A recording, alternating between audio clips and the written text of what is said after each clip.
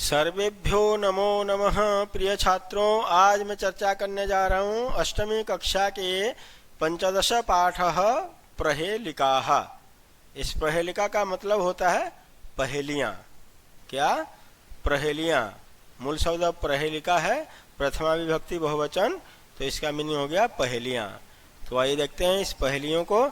तो इसमें पहेलियों के बारे में ही बताया गया है और पहेलियाँ क्या होती हैं, वो जीवन में उनका क्या महत्व है, इन सभी बातों पे हम पहले चर्चा कर लेते हैं। पहेलियाँ मनोरंजन की प्राचीन विधा है। ये जो पहेलियाँ होती हैं ये मनोरंजन की प्राचीन विधा, इससे बहुत मनोरंजन होता है। ये प्राय विश्व की सारी भाषाओं में उपलब्ध हैं। पहेलियाँ दुनिया में जितने भी भाषाएं हैं उन सभी भाषाओं में पाई जाती हैं। संस्कृत के कवियों ने इस परंपरा को अत्यंत समृद्ध किया है। संस्कृत भाषा के कवियों ने भी इस पहेलियाँ की परंपरा को अत्यंत उन्नत किया है, समृद्ध किया है। पहेलियाँ जहाँ हमें आनंद देती है, आनंद तो देती है, वहाँ समझ बूझ कि हमारी मानसिक तथा बौद्धिक प्रक्रिया को तीव्रतर बनाती हैं। पहेलियाँ हमारी मानसिक और बौद्धिक, मानसिक तथा मेंटली और बौद्धिक, तो ये दोनों के दोनों प्रक्रिया को बहुत ही तेज करती है। हमारी बौद्धिक विकास भी होता है, इससे बुद्धि बढ़ती है। इस पाठ में संस्कृत पहेलियाँ अर्थात संस्कृत पहेलिका या पहेली बूझने की परंपरा के कुछ रोचक उदाहरण प्रस्तुत किए गए हैं। संस्कृत के पहेली को समझने की, बूझने में तो या समझने की परंपरा के कुछ रोचक उदाहरण प्रस्तुत किया गया है। तो आइए देखते हैं संस्कृत की पहेली। पहले मैं सस्वर वाचन करता हूँ, फिर उसके बाद आपको समझाता हूँ। कस्तूरी जायते कस्मात् को हन्ते करिणां कुलं किं कुर्यात् कातरो युद्धे मृगा सिंह पलायते। आइए इसके अन्वय को पहले देख लेते हैं। कस्तूरी कस्मात् जायते।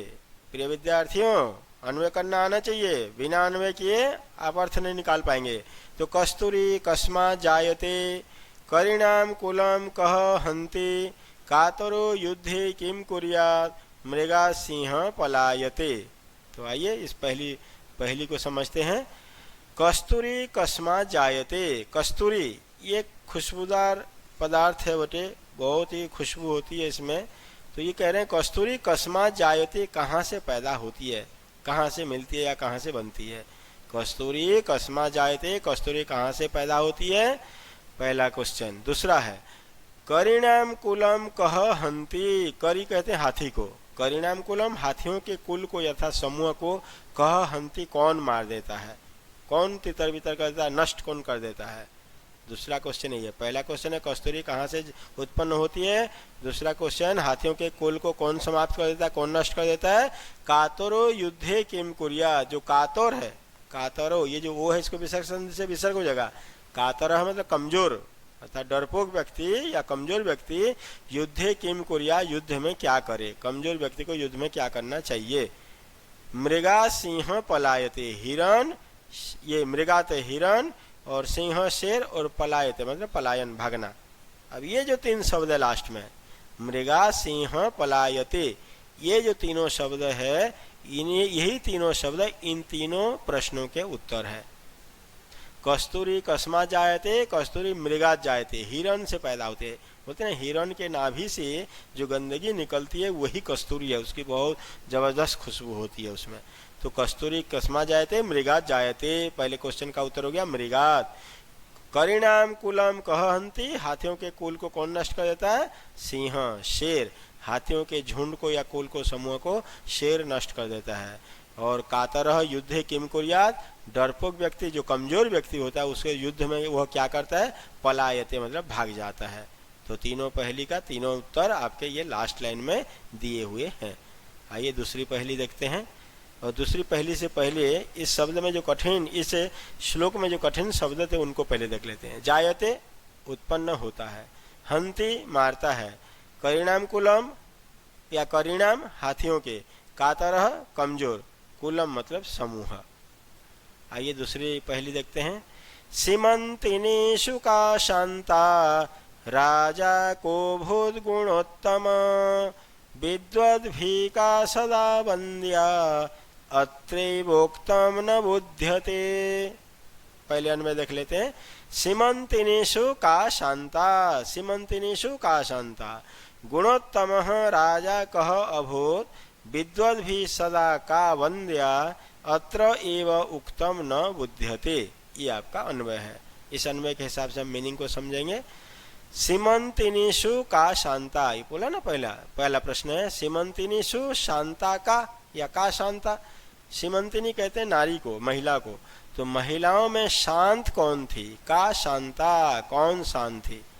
सीमंतिनीषु का शांता, महिला में शांत कौन है, राजा को भूत गुणोत्तम, गुणोत्तम राजा कह अभूत।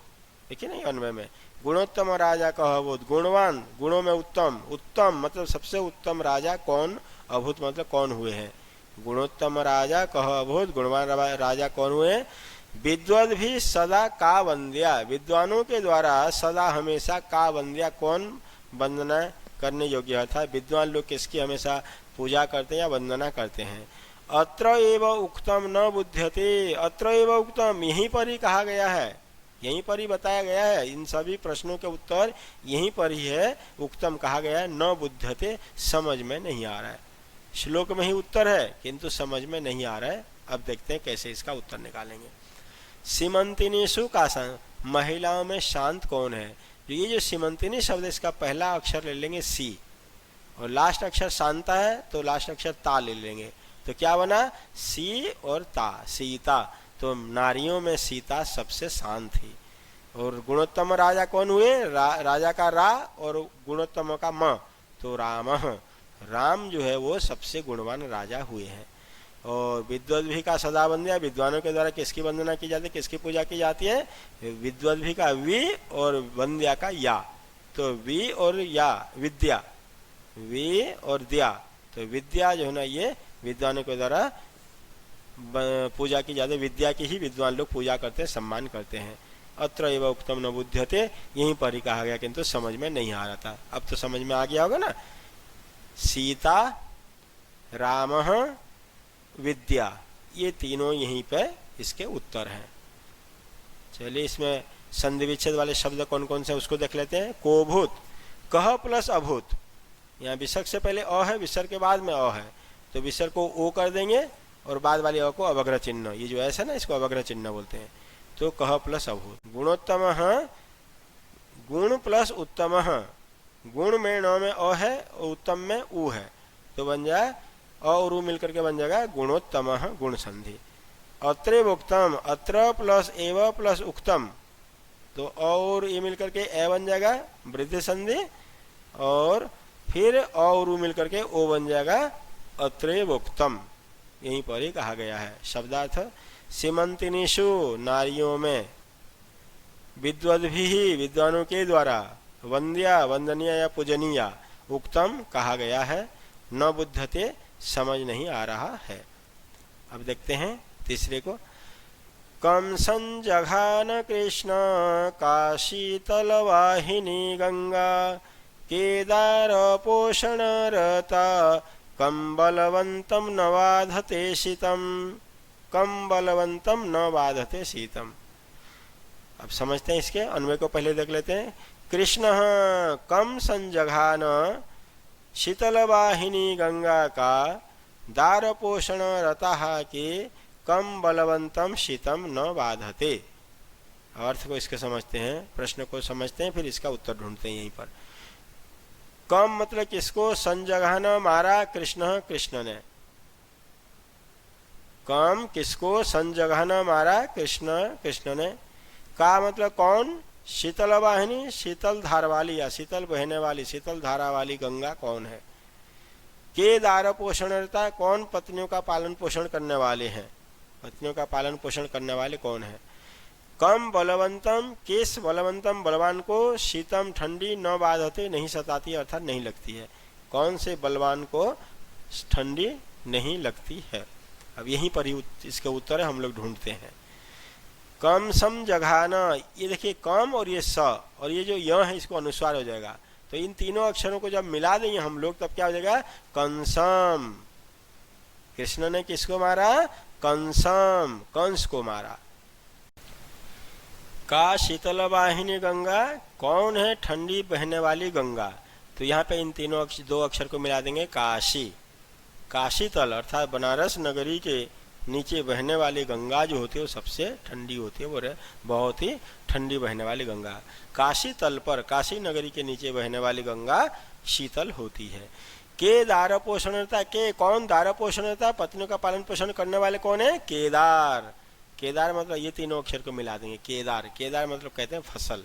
तो फसल जो है ना वो हमारी पत्नियों का पालन पोषण करती है। अनाज, अनाज ये बिना अनाज के किसी का पालन पोषण नहीं हो पाता, इसलिए बनेगा केदार। केदार मतलब फसल। कम बलवंतम शीत न बाधते शीतम, किस बलवान को ठंडी नहीं लगती है? तो ये पहले शब्द और ये शब्द को जोड़ देंगे। कम्बलवंतम, कम्बलवंतम का मतलब होता है जो कंबल ओढ़ा हुआ रहता है। कम्बलवंत, जैसे बलवंतम बोलते हैं जैसे बलवान, बुद्धिवंत मंतम बोलने से बुद्धिमान, तो ऐसे कम्बलवंतम मतलब कंबल ओढ़े हुए, कंबल धारण किए व्यक्ति को शीतम न बाधते, ठंडी नहीं लगती है, सर्दी नहीं लगती है। तो कंस को कृष्ण ने मारा, काशी तल पर बहने वाली गंगा ठंडी होती है, और फसल पत्नियों का पालन पोषण करने वाली या फसल पोषण करने वाली होती है, और कंबल धारण किए हुए व्यक्ति को ठंडी नहीं लगती है। आइए शब्दार्थ देख लेते हैं। संजघान मारा, शीतल वाहिनी ठंडी धारा वाली, बलवंतम बलवान को, बाधते सताती है या लगती है, दार पोषणरता पत्नी के पोषण में संलग्न। आइए चौथा को देखते हैं हम लोग। पहले वाचन कर लेते हैं। वृक्षाग्रवासी न च पक्षिराज, त्रिनेत्रधारी न च शूलपाणि, त्वग्वस्त्रधारी न च सिद्धयोगी, जलम च बिभ्रन्न घटो न मेघ। अन्वय को देखते हैं।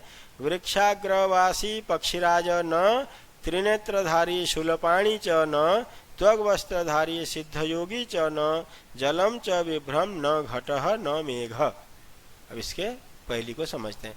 वृक्षाग्रवासी पेड़ के ऊपर रहने वाली या वास करने वाला, पेड़ के ऊपर रहने वाला है, किंतु वो पक्षीराज न, पक्षीराज न पक्षियों का राजा नहीं है। वो पेड़ों पर तो, पेड़ के ऊपर तो रहता है, किंतु वो कोई पक्षी का राजा नहीं है। त्रिनेत्रधारी, तीन नेत्र को धारण करने वाला है, न च शूलपाणि, किंतु वो शिवजी नहीं है। शूलपाणि कहते हैं शिवजी को। शूल मतलब होता है त्रिशूल, पाणी मतलब हाथ, जिसके हाथ में त्रिशूल है उसी को शूलपाणि बोलते हैं, अर्थात शंकर जी। तो तीन नेत्र को धारण करने वाला है, किंतु शंकर जी भी नहीं है।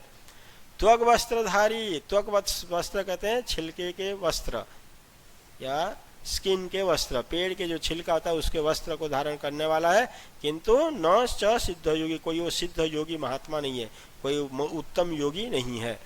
गेरुआ कपड़ा पहनता है, अर्थात पेड़ के छिलके का कपड़ा पहनता है, किंतु सिद्ध योगी नहीं है।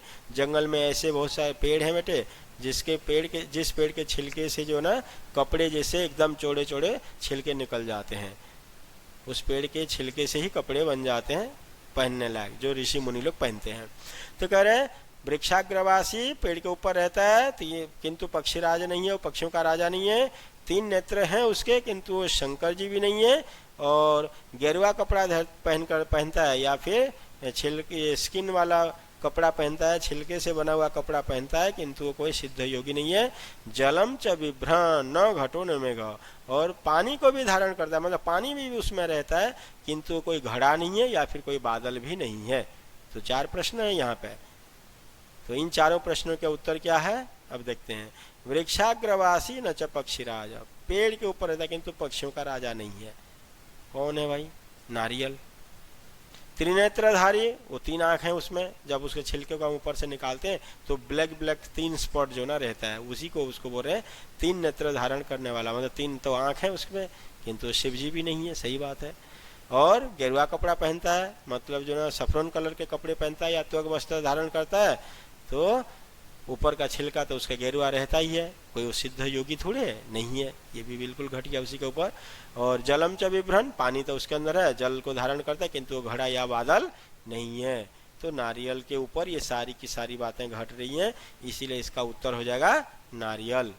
आइए देखते हैं संधि विच्छेद वाले शब्द। वृक्षाग्रवासी, वृक्ष प्लस अग्रवासी, ख्य में अ, इधर अ दोनों मिलकर के आ बन जाएगा दीर्घ संधि। त्वग वस्त्रधारी, त्वग प्लस वस्त्रधारी, क को ग हो जाएगा जस्तो संधि के नियम से, व्यंजन संधि यहाँ पे क को हो जाएगा ग। पहले वर्णों के बाद कोई भी स्वर, तीसरा चौथा पांचवा यर लव ह, तो ये वो आ गया, तो यहाँ पे क को हो जाएगा ग। विभ्रन्न, विभ्रत प्लस न, त के बाद जब न आता है तो को न हो जाता है, मतलब वर्ग के पहले अक्षर के बाद जब पांचवा वर्ण आता है तो पहला वर्ण अपने ही पांचवें में बदल जाता है। ठीक है, तो क रहेगा तो ङ हो जाएगा, त रहेगा तो न हो जाएगा, च रहेगा तो य हो जाएगा, प रहेगा तो उसको म हो जाएगा। तो पहले अक्षर को पांचवें में बदल देते हैं। शब्दार्थ देख लेते हैं। वृक्षाग्रवासी, पेड़ के ऊपर रहने वाला, त्वक मतलब त्वचा या छाल, विभ्रन मतलब धारण करता हुआ, शूलपाणी जिसके हाथ में त्रिशूल है, वही है शंकर जी। आइए पांचवा वाला देखते हैं, लास्ट श्लोक। भोजनान्ते च किं पेयम् जयन्त कस्वयै सुत कथं विष्णुपदं प्रोक्तं तक्रं शक्रस्य दुर्लभम्। भोजनान्ते च किं पेयम, भोजनान्ते च किं पेयम, अन्वय भी बिल्कुल पहली लाइन वैसे के वैसे रहेगा। भोजनान्ते च किं पेयम जयंत कस्य वै सुत, दूसरी लाइन भी वही रहेगा। विष्णु पदम कथम प्रोक्तम, ये थोड़ा बदल जा रहा है, विष्णु पदम कथम प्रोक्तम तक्रम शक्रस्य दुर्लभम, लास्ट लाइन भी वैसे के वैसे रहेगा। अब मीनिंग समझते हैं। भोजनान्ते, भोजन प्लस अंते दीर्घ संधि, भोजन के अंत में, किम पेयम और क्या पीना चाहिए, भोजन के अंत में और क्या पीना चाहिए। जयंत कस्य सुत, जयंत कस्य पुत्र था, वही होना निश्चित रूप से, कस्य मतलब किसका, सुत मतलब बेटा, जयंत किसका बेटा था। कथम विष्णु पदम प्रोक्तम, जो विष्णु पद है, भगवत प्राप्ति है, ईश्वर की प्राप्ति है, मोक्ष प्राप्ति हो, मोक्ष प्राप्ति को कैसे कहा गया है। विष्णु पद को प्राप्त करना मतलब मोक्ष को प्राप्त करना, स्वर्ग को प्राप्त करना, उसे कैसे कहा गया है। तक्रम शक्रस्य दुर्लभम, छाज इंद्र का और दुर्लभम मतलब कठिन। ये जो तीन शब्द है बच्चों, यही तीनों शब्द इन तीनों प्रश्नों के उत्तर हैं। तो भोजन के अंत में क्या पीना चाहिए, तक्रम, तक्रम मतलब छाछ, मट्ठा, लस्सी जिसे बोलते हैं। जयंत किसका पुत्र था, शक्र का, शक्र मतलब था इंद्र, इंद्र का पुत्र जयंत था, जयंत जो है वो इंद्र का पुत्र था, इंद्र के पुत्र का नाम जयंत था। विष्णु पदम कथम प्रोक्तम, स्वर्ग प्राप्ति को कैसे कहा गया है, दुर्लभम बहुत ही दुर्लभ, या परमात्मा को प्राप्त करना या विष्णु प्राप्ति को, विष्णु पद को प्राप्त करना या स्वर्ग को प्राप्त करना कैसे कहा गया है, बहुत ही दुर्लभ कहा गया, कठिन कहा गया है। तो तक्रम शक्र से दुर्लभम, ये तीनों शब्द इन तीनों प्रश्नों के उत्तर है। तो आइए देखते हैं संधि विच्छेद वाले शब्द। भोजनांते, भोजन प्लस अंते, और मिलकर के आ बन जाएगा भोजनांते। प्रोक्तम, प्र प्लस उक्तम, प्र में अ है, इधर उ है, दोनों मिलकर के ओ बन जाएगा प्रोक्तम। दुर्लभम, दुह प्लस लभम, विसर्ग को र हो जाएगा दुर्लभम, बहुत ही दुर्लभ। शब्दार्थ है भोजनांते, भोजन के बाद, पेयम पीना चाहिए, शक्र से इंद्र का, सुतः मतलब पुत्र, विष्णु पदम स्वर्ग या मोक्ष। तो प्यारे बच्चों, इस प्रकार से हमारा ये प्रहेलिका चैप्टर संपूर्ण होता है। पुनः इसके अभ्यास के साथ में आप सबके सामने उपस्थित होऊंगा। तब तक के लिए धन्यवाद। नमो नमः।